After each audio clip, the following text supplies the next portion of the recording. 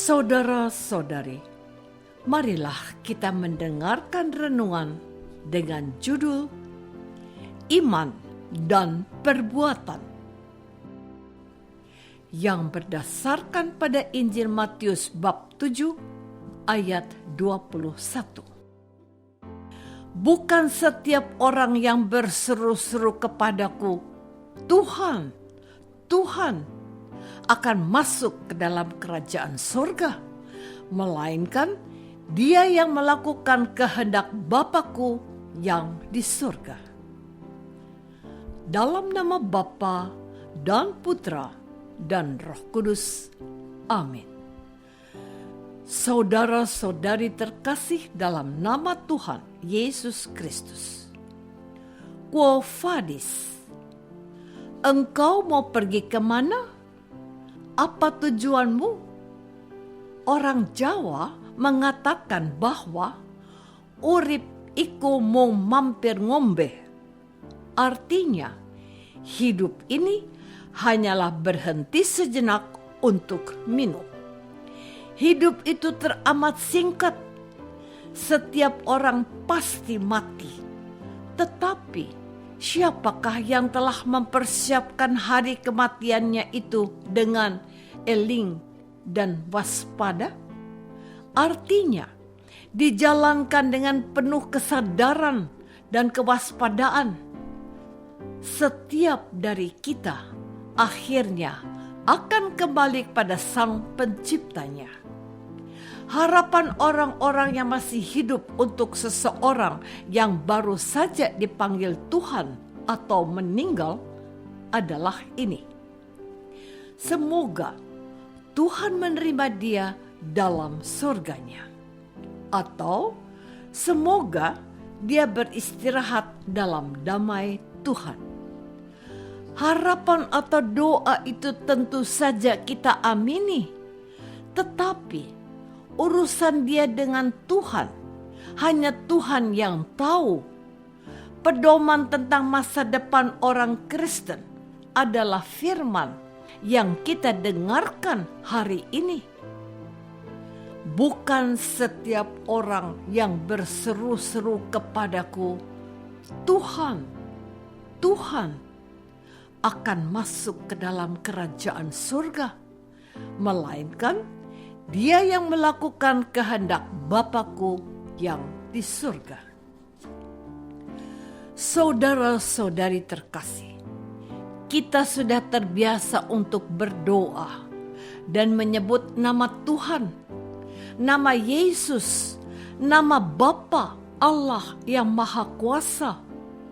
Hal ini menunjukkan iman kita kepada Allah yang mencintai kita dan telah menciptakan kita. Betul? Beberapa orang sudah merasa nyaman menjadi seorang Kristen. Bahkan ada orang yang sangat yakin pasti suatu ketika akan mewarisi surga karena sudah menerima Yesus sebagai Sang Juru Selamatnya.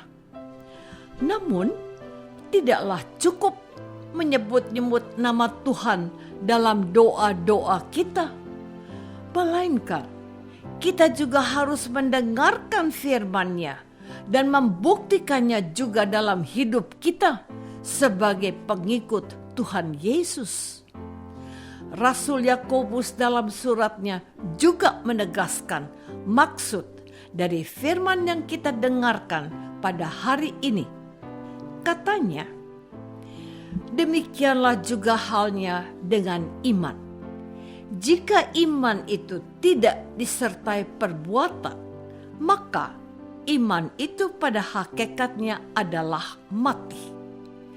Yakobus bab 2 ayat 17. Kalau iman itu mati, apa gunanya kita percaya Tuhan Yesus?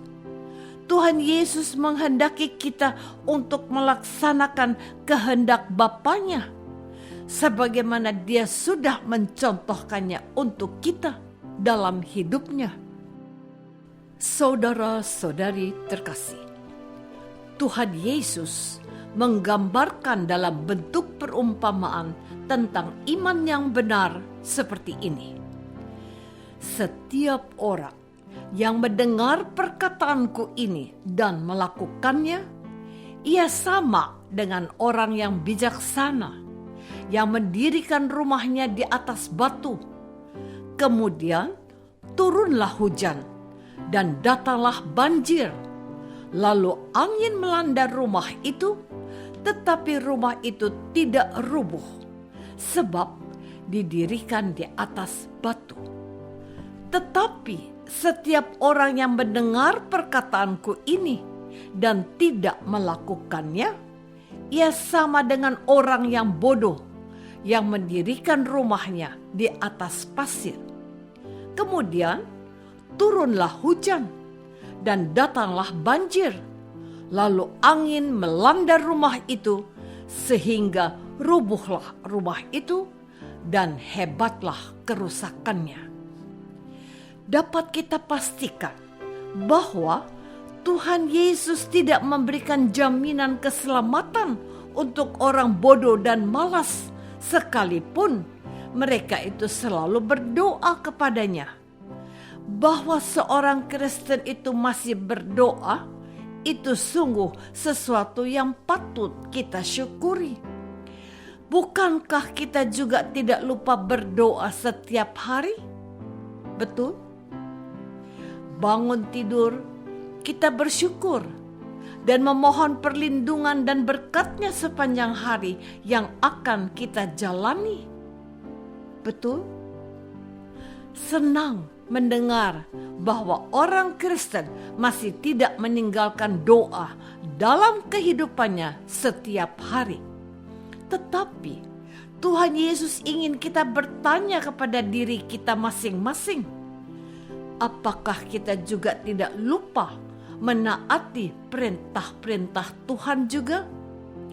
Apakah kita berbelas kasih kepada orang yang memerlukan bantuan kita? Apakah kita memberi makan kepada mereka yang lapar? Memberi penghiburan kepada mereka yang kesepian? Mengampuni mereka yang bersalah kepada kita kalau dia meminta ampun kepada kita? Saudara-saudari terkasih, harus diakui bahwa hari-hari kita lebih banyak disibukkan untuk mencari rezeki untuk semua yang kita perlukan agar hidup ini enak untuk dijalani. Ada orang yang sangat disiplin dalam menjalankan kesibukannya setiap hari. Beberapa orang merasa sehari 24 jam itu belum cukup juga untuk menumpuk harta dan kekayaan. Mereka bekerja siang malam. Bahkan untuk makan saja terkadang tidak sempat. Apa itu salah? Tentu saja tidak.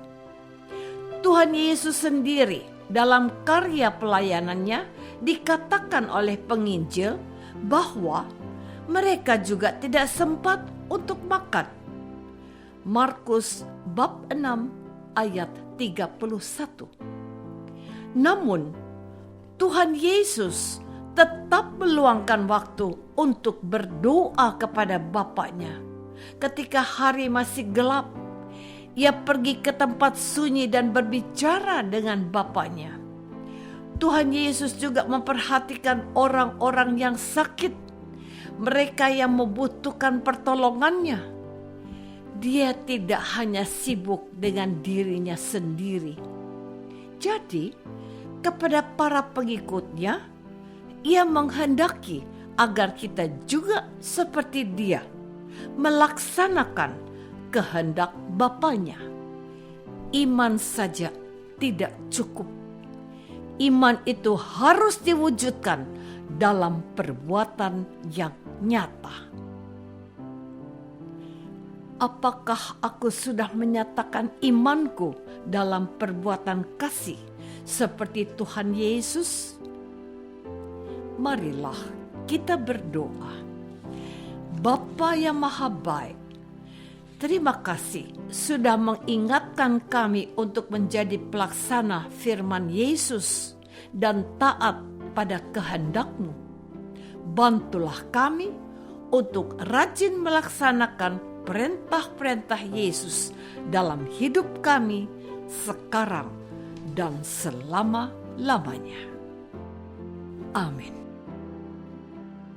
Semoga kita semua selalu dinaungi dan dibimbing oleh berkat Allah yang Maha Kuasa. Dalam nama Bapa dan Putra dan Roh Kudus. Amin.